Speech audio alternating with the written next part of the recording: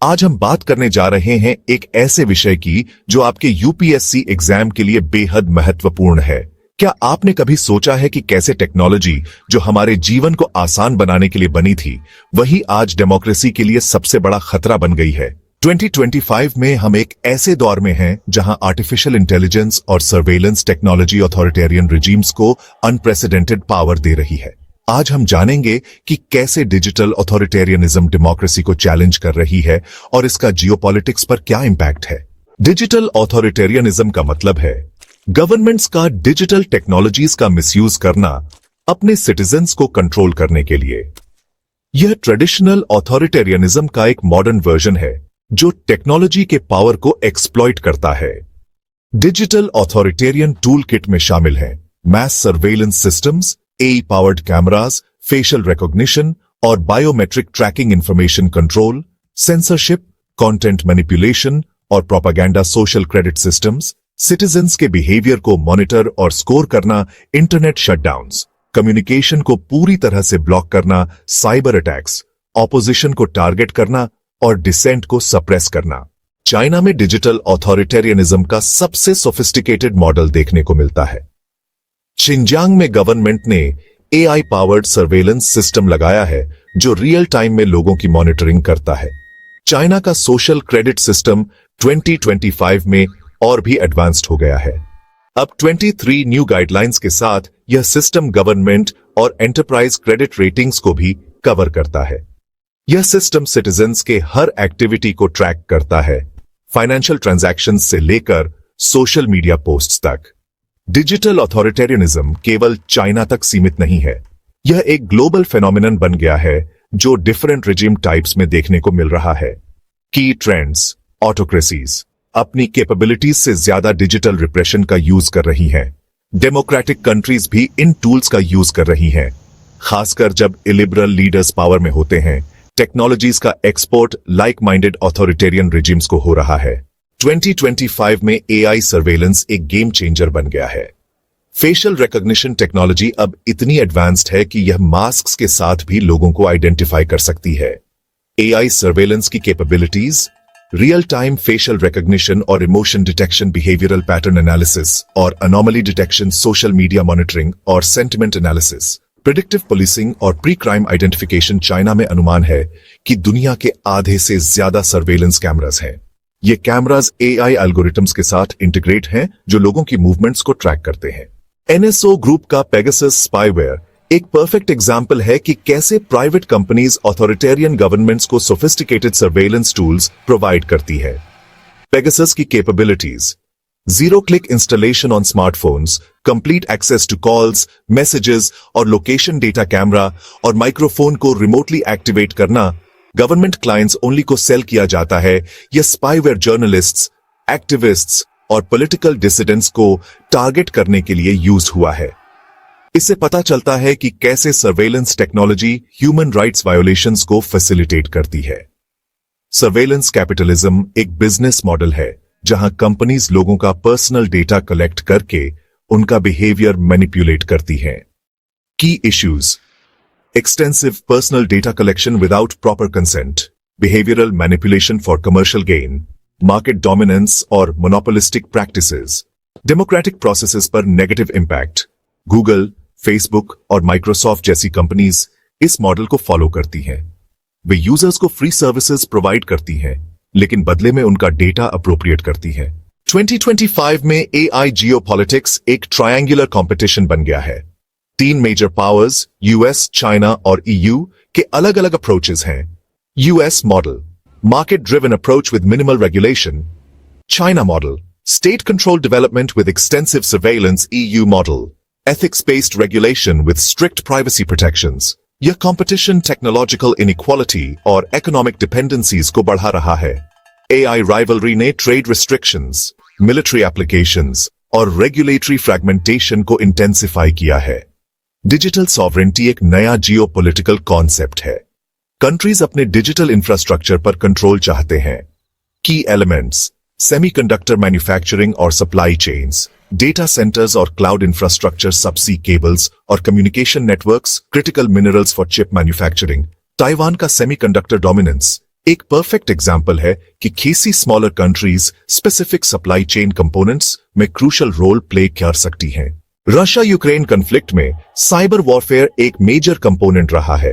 Russian cyber operations ने Ukrainian infrastructure को target किया है। की ऑपरेशंस: ऑपरेशन आर्मागेडन 2013 से active, snake, Ouroboros. Malware attacks, critical infrastructure targeting, information warfare और propaganda. 2025 तक Russian cyber capabilities relatively less threatening हो गई हैं प्रीवियस एक्सपेक्टेशंस के कंपेयर्ड में। इजराइल पैलेस्टाइन कॉन्फ्लिक्ट में डिजिटल वॉरफेयर का एक्सटेंसिव यूज देखे गया है। इजरायली गवर्नमेंट ने multi layered digital strategy implement की है। Tactics used: AI generated disinformation campaigns, social media manipulation और bot farms, censorship of Palestinian voices, influencer partnerships और paid content। Israeli Ministry of Diaspora Affairs ने $2 million allocate किया disinformation operations के लिए। Myanmar military coup एक classic example है digital authoritarianism का। Military ने सिस्टमैटिक अप्रोच अपनाया।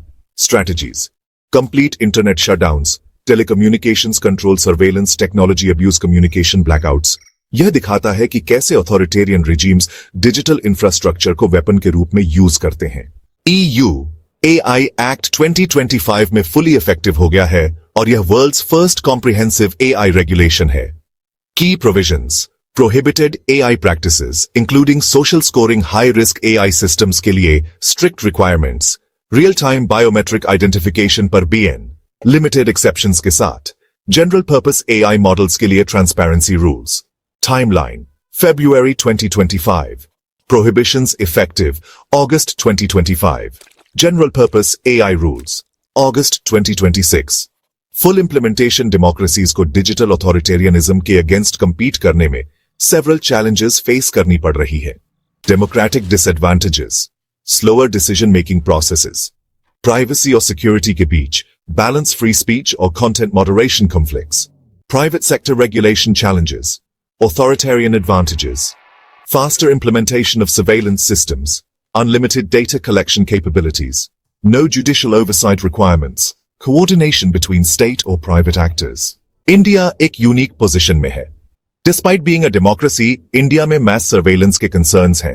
Colonial era Telegraph Act का use, Pegasus spyware allegations, Digital Personal Data Protection Act 2023 की limitations, lack of surveillance law, modernisation.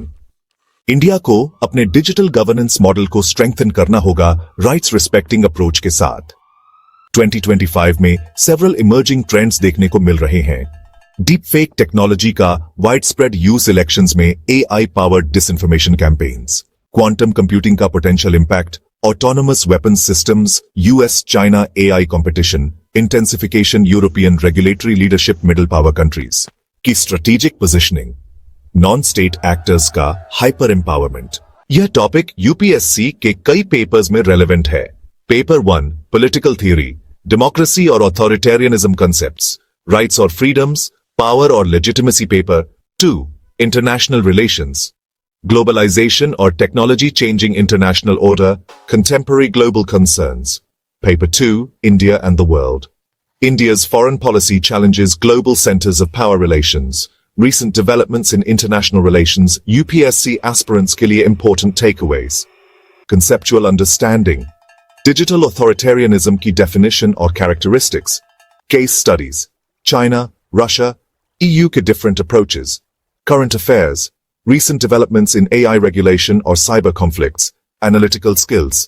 Technology और डेमोक्रेसी के बीच tension को एनालाइज करना, पॉलिसी इंप्लीकेशंस, डेमोक्रेटिक रिस्पॉन्सेज और चैलेंजेस को अंडरस्टैंड करना। 2025 में हम एक क्रिटिकल जंक्चर पर हैं। डिजिटल टेक्नोलॉजीज का फ्यूचर डेमोक्रेसी या ऑथोरिटेरियनिज्म दोनों डायरेक्शंस में जा सकता है।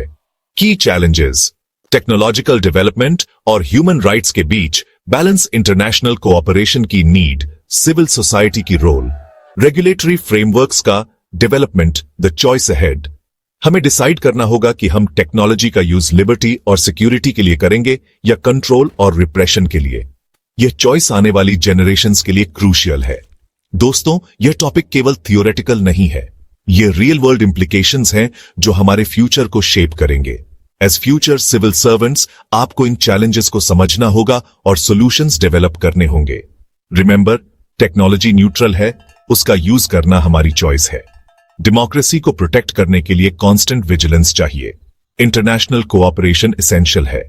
इन चैलेंजेस को एड्रेस करने के लिए इस टॉपिक को अच्छे से प्रिपेयर करें, क्योंकि यह नॉट ओनली यूपीएससी के लिए इंपॉर्टेंट है, बल्कि आपके फ्यूचर एडमिनिस्ट्रेटिव करियर के लिए भी क्रूशल है। Thank you for watching. अगर यह वीडियो हेल्पफुल लगा तो लाइक और सब्सक्राइब करना न भूलें। कमेंट्स में बताएं कि आप कौन से टॉपिक्स पर और वीडियोस चाहते हैं। All the best for your UPSC preparation.